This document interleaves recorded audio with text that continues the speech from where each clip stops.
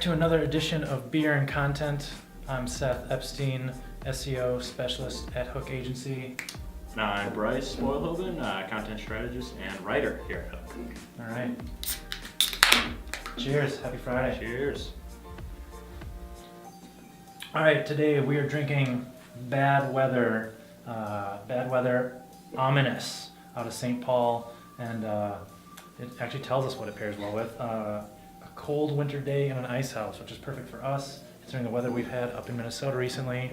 I think this ties really well into, I guess, kind of our example topic today. We're going to talk a little bit about hurricanes down south, but yeah, so today we're talking about writing for the web and how that's maybe different than some other formats that you're putting out there, especially for advertising, and you're putting information about who you are.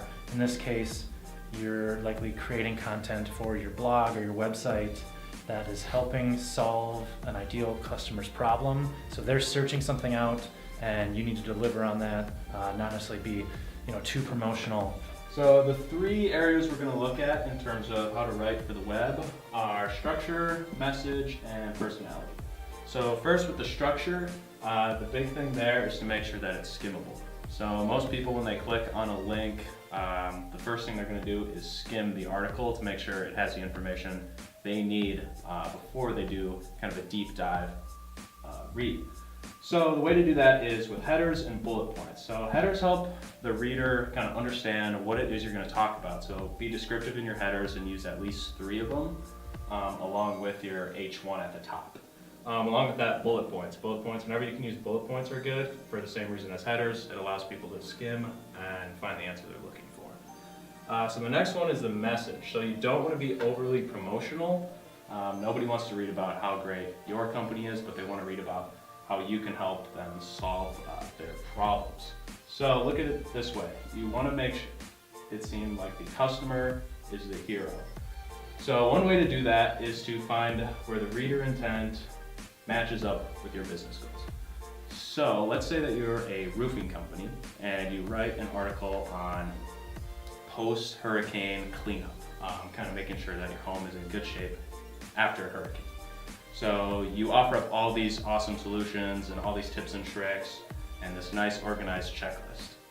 And then you talk about how to properly file an insurance claim and to make sure that you work with a professional when you do this so that it gets done correctly. Now, this also happens to be a service that you provide, so that's a business goal of yours.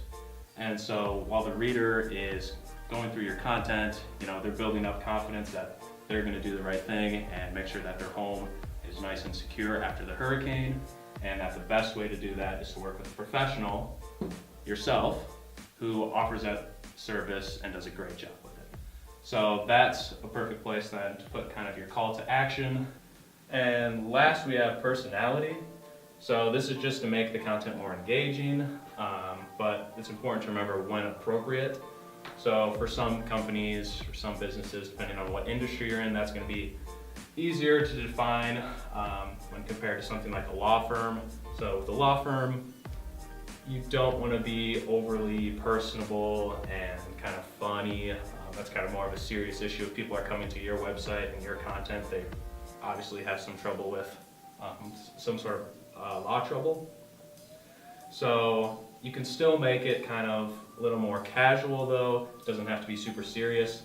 Cool. So check out our full blog post attached to this video where we go through all of our top tips for creating more effective content. Feel free to reach out to us if you want to work with us to help you with your content. Stay safe in whatever bad weather you may experience yourself, and we'll see you next time.